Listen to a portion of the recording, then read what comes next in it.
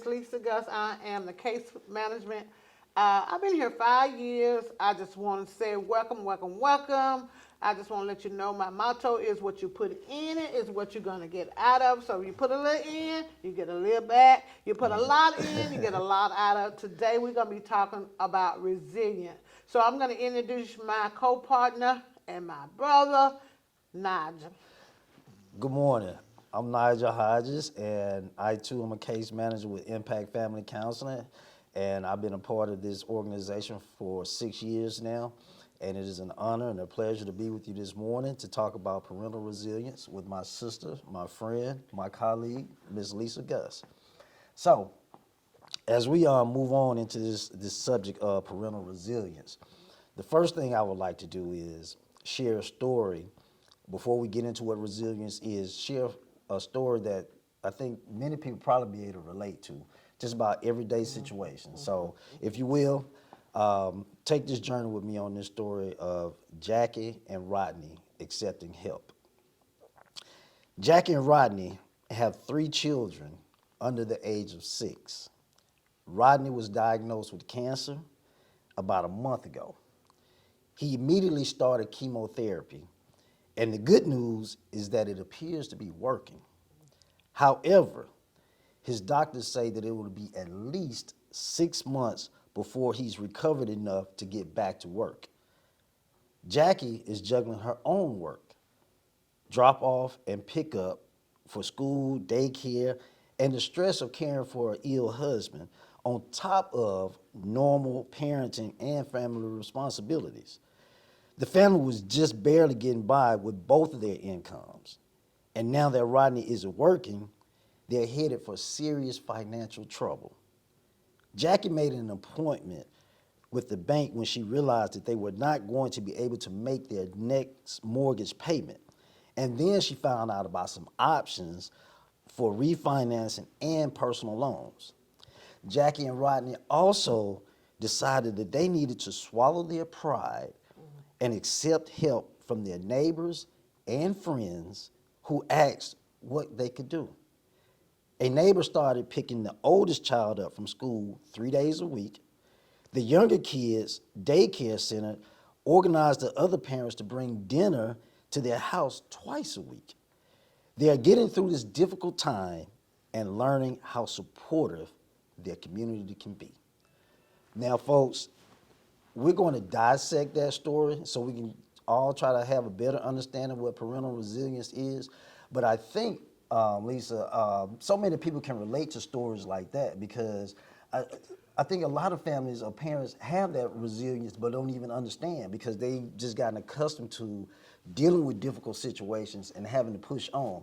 So now let's dive into this story about Jackie and Rodney, and we're talking about parental resilience. First, any thoughts that you have on this family and anything that just kind of stood out to you? Man, I just look at that story and just, man, I empathize with them as they're going through that. And I would be trying to figure out how can I help them just looking on the outside. But you can't really help people unless they want help. And what I'm hearing and what I'm understanding, they didn't want to ask. And I had to think, do I just go in and just say, hey, here goes some help, or will I wait on them to ask me? So them my thoughts on it. Being empathize with them as they going through that situation to be able to. If I can't talk to them, but what I will do, I have other people that come in that is close to them, might just be there, and not just to say, hey, I'm going to take over, but can I help? Yeah. So that's what I heard in that story. And you know, I agree with that. And one of the biggest things, we're talking about the empathy part of it. And when we're on the outside looking in, we want to rush in to be so quick to help, which is nothing wrong with that.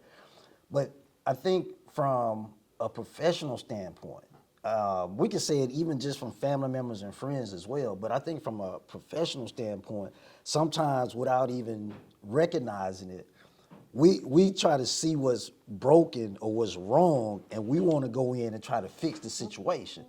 And I think when we talk about parental resilience, one of the things that we want to be able to do first and foremost is just be able to acknowledge what the families are doing.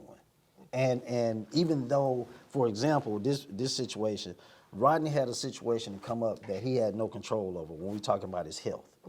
But I think one of the good things to do would be to first acknowledge Jackie for being strong enough to continue to try to work, to continue acknowledging where she's being a good mother while she's still taking on double duty, just acknowledging her strength in the situation. I think first and foremost is the thing that we should do in order to try to build some type of trust. Because anytime people are, in vulnerable situations, where finances are coming through, health situations aren't accurate, or the children not behaving, up to quote unquote a standard, then sometimes the defenses go up, and people have a hard time trusting outsiders with their situation. So that's just kind of my take for a little bit on that. Anything else you got? Anything you want to add to that? In order to knowing that, just like you said, to notice her strength, to recognize her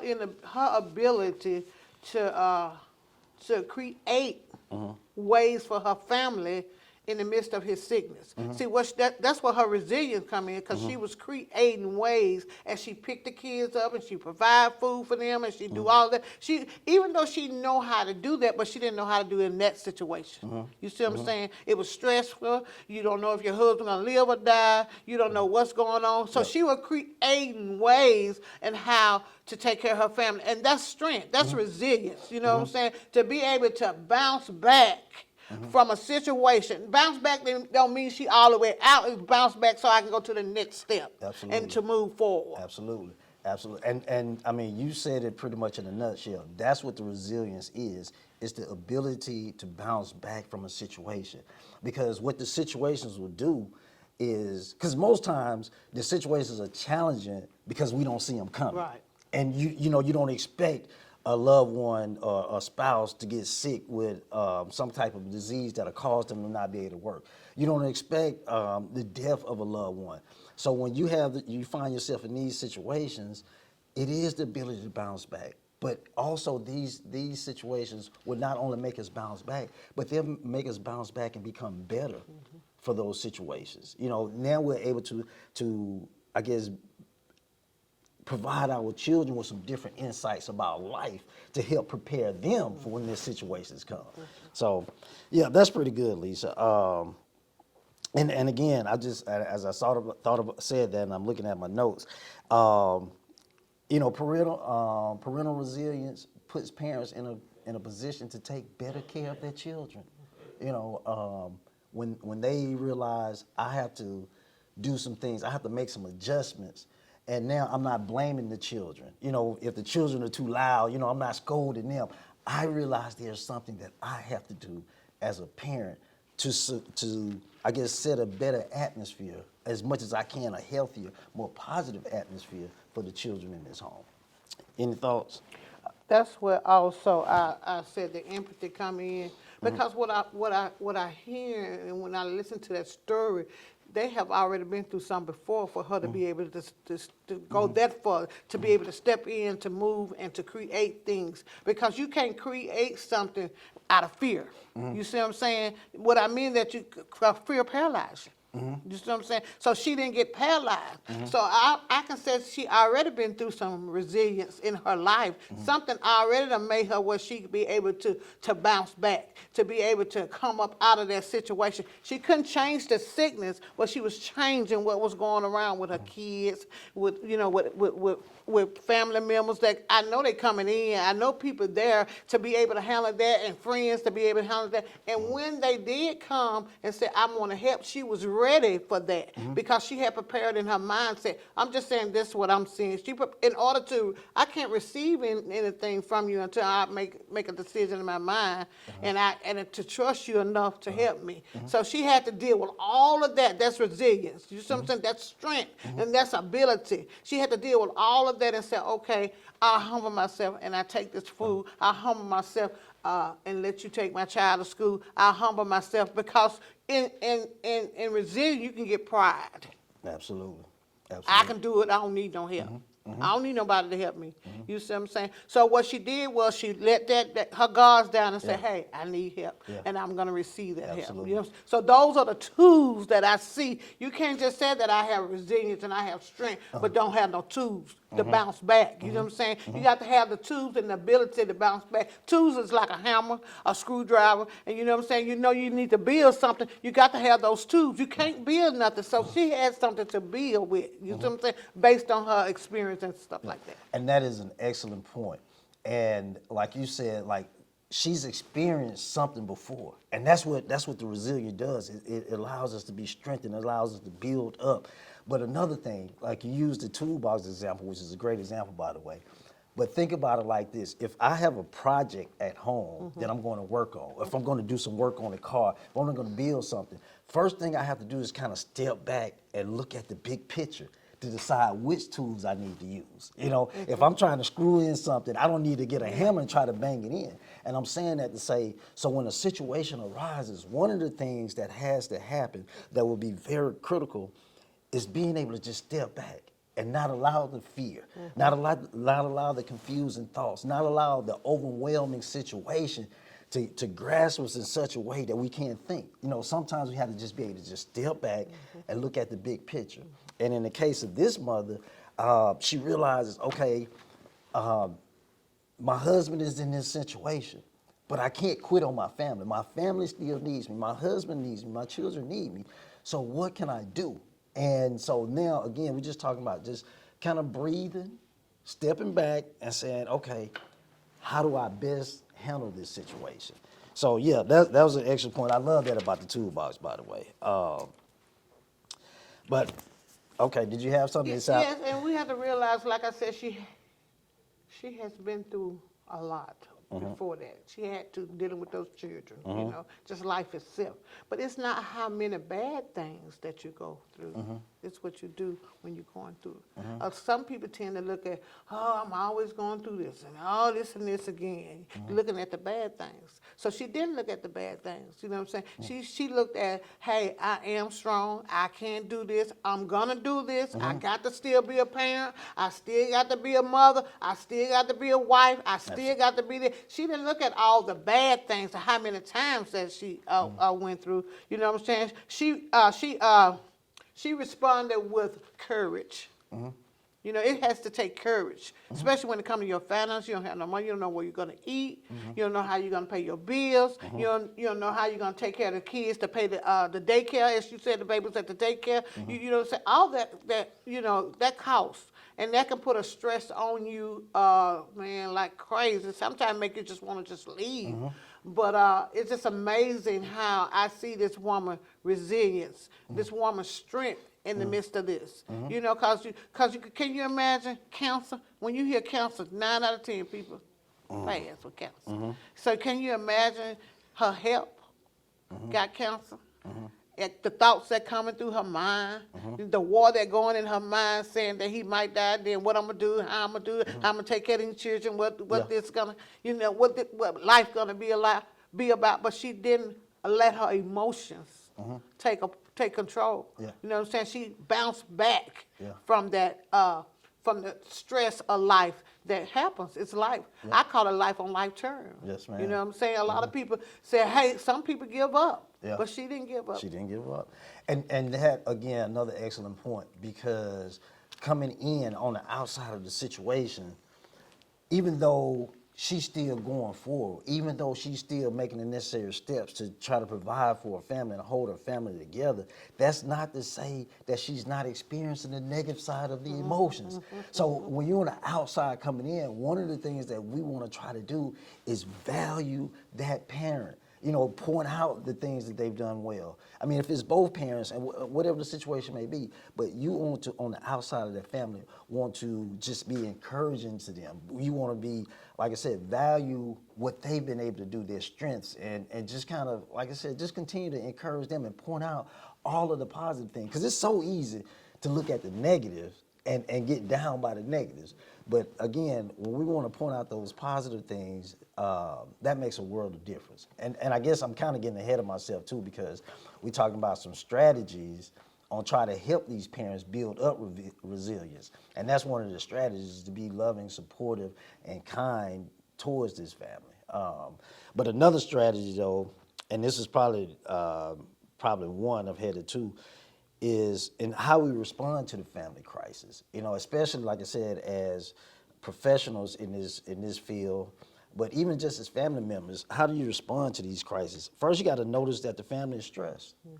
You know, don't be dismissive about it. Like, oh, it's gonna be all right, girl. You got through this before. You know, you can't. You have to acknowledge where they are first and foremost, and then if they get to a place that they're willing to talk, we have to listen to them. You know, and not over talking them, not trying to, you know, hurry up and point them in a different direction. And you mentioned the word empathy earlier. How can we empathize with them if we don't take time to listen to them? Acknowledge the situation, listen to them. Get outside of your thoughts, our thoughts, our perspective of the situation, and come over to their world. Yeah, we may have some great answers already, but first and foremost, they need to know that somebody is listening. Because listening, that's a sign of caring.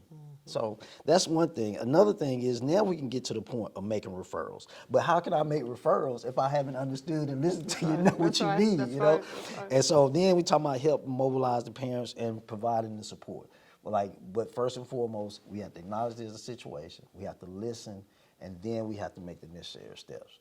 And so that's that on we're talking about building some strategies for the parents. And another thing, you know, I just had down in my notes, you know, some people don't even realize how strong they are, you know, and some people don't even know their strengths, you know. There's a story from the curriculum, and I don't remember, it's a lengthy story, but it's about this woman, she's carrying these water pots. She go and fill up these water pots, and she takes the water pots back to her home. Now, one of the water pots is cracked. So by the time she gets back home, you know, one is full and one is half empty. And so, and again, this is a story, but the cracked water pot decides to, because he's feeling bad about himself, because he's cracked and he doesn't have the full amount of water when he get back to the house. So the cracked water pot says to the woman, like, I'm disappointed because I haven't been able to bring you a full pot of water, you know, and you know, all mine leaks out because I got all these cracks. And the woman says, well, have you noticed the growth on the side of the road where you are carried? She said, I know that you have these cracks. And because I know that you have these cracks, I planted seeds along the way.